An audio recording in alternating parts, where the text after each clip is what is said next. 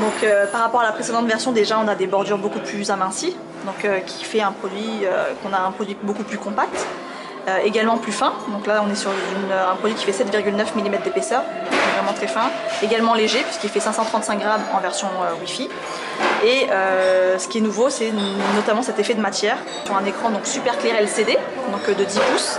Avec la particularité d'avoir une très haute résolution, parce qu'on est sur une résolution de 2560 par 1600. Donc c'est la plus haute résolution qu'on ait pu faire jusqu'à présent sur l'ensemble de nos produits Samsung. Alors c'est juste pour finir au niveau des connectiques, donc là vous avez ici un port infrarouge, voilà, qui vous permet d'utiliser votre tablette comme télécommande.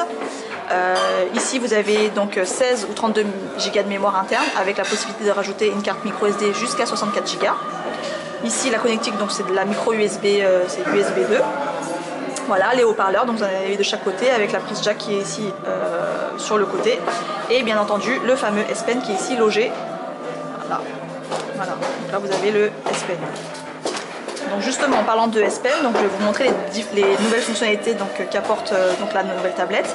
Donc là on est sur une interface Android 4.3, donc Jelly Bean, avec, quand je bascule vers le haut, donc l'interface My Magazine. Donc en fait Air Command, il faut l'activer en appuyant sur le petit bouton que vous avez sur le stylet.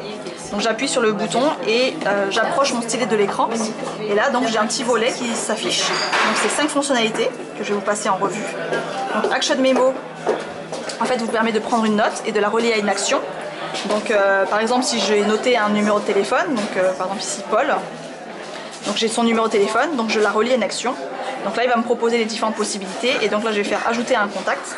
Et là automatiquement il va me pré-remplir les champs nom et numéro de téléphone. Et là j'ai toujours mon petit pop-up actif pour pouvoir revenir sur ma petite note. Une adresse, donc 14 place Dauphine, donc pareil. De la même manière, je relie à une action.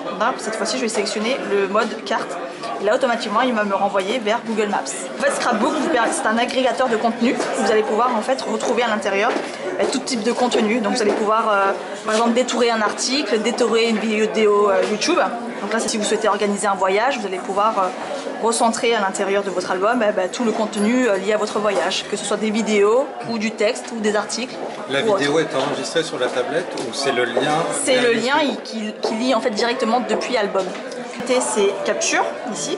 Donc capture, c'est ni plus ni moins qu'une capture d'écran que vous faites de votre tablette avec la possibilité de la réannoter. Donc Pathfinder c'est intéressant puisqu'en fait c'est un moteur de recherche mais vraiment très puissant, puisqu'en fait il va vous rechercher pas seulement un mot sur le web, mais il va vous rechercher tous les contenus qui comportent le mot que vous avez défini dans votre tablette, donc, y compris les notes manuscrites.